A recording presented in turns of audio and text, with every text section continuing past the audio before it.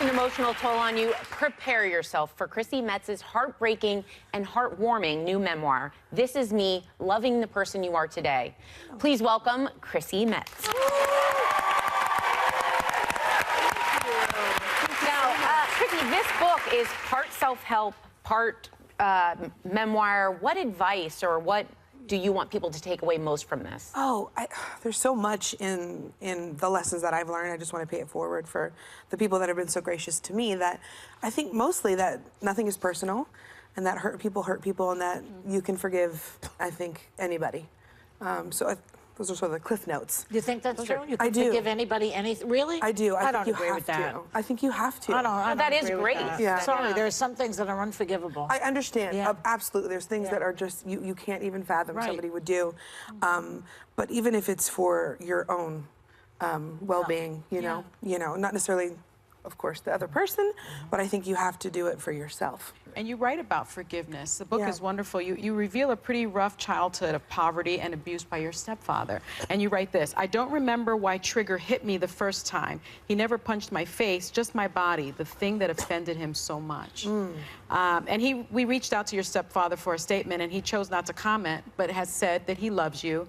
How were you able to get to this place of forgiveness with your family that you just talked about? Well, you know, we have a great relationship now, and we've been able to really have some bonding time together, which is super important, coming on the other side of such heart-wrenching misunderstandings and abuse that I went through. But I do know that hurt people. Yeah. And I had to forgive him in order to move on, as I stated earlier. Yeah. And I just realized that, like, I think that if people knew better, they would do better. And I have to be gracious enough to say, you know what, he gets to mature and move on and apologize and accept responsibility for his actions. And I can forgive him, and now we have a great relationship. So it was difficult, for sure, and I write about that. Grace. Well, I think everybody deserves mercy and grace, and I've been given it. He never physically assaulted you or anything? No, though, right? yeah, we had it was a physical abuse, for sure. Oh, I thought it was just he was insulting you all the time.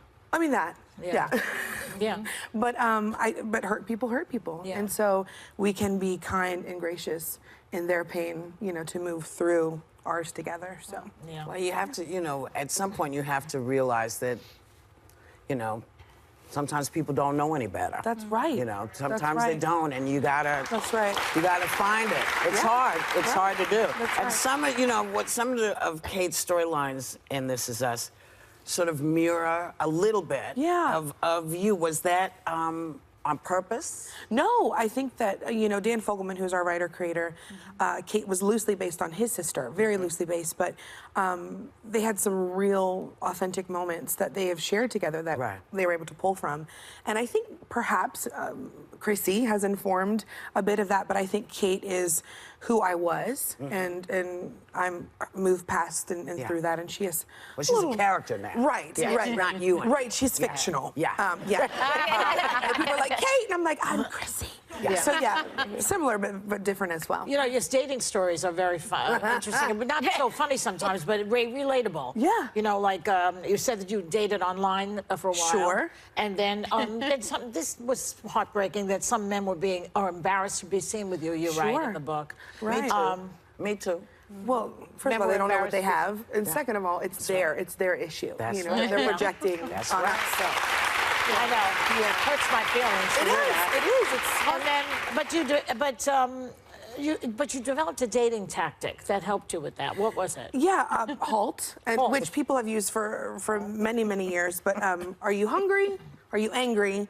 Are you lonely? Are you tired? Are you seeking outside validation, right? Through other things. Are you hungry? Are you angry? Are you lonely? Or are you tired? Lonely or tired. And so, like, if you could go through that and then realize that, first of all, nobody else is going to make us happy. Let's start there. That's true. Okay, right.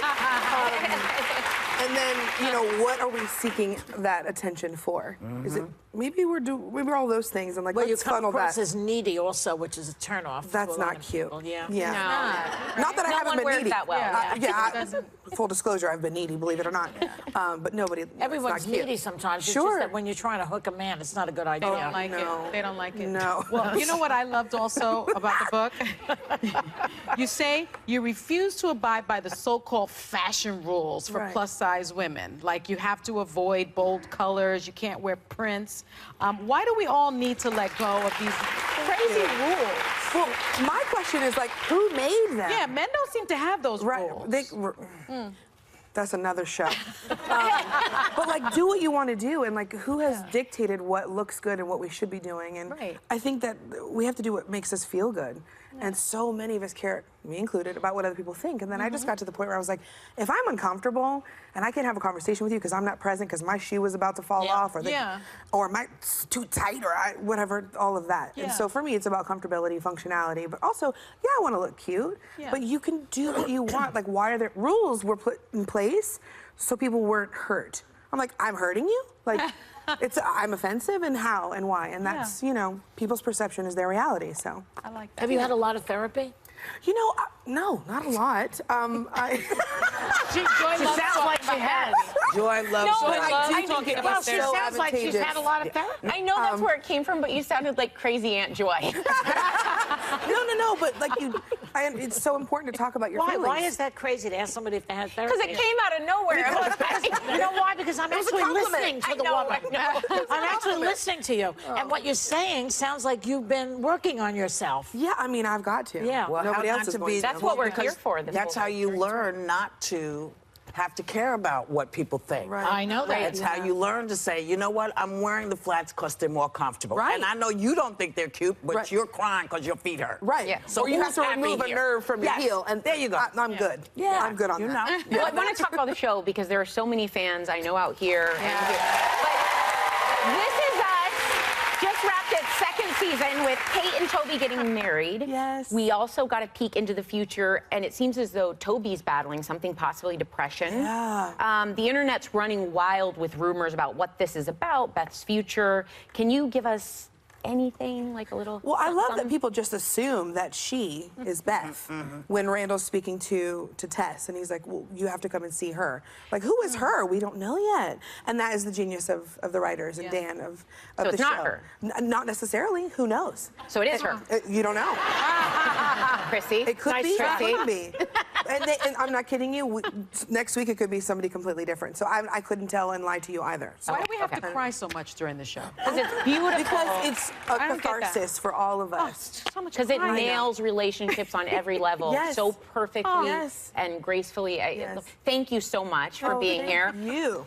Thank you to Chrissy Metz. And her book, This Is Me, Loving the Person You Are Today, is out now, and members of our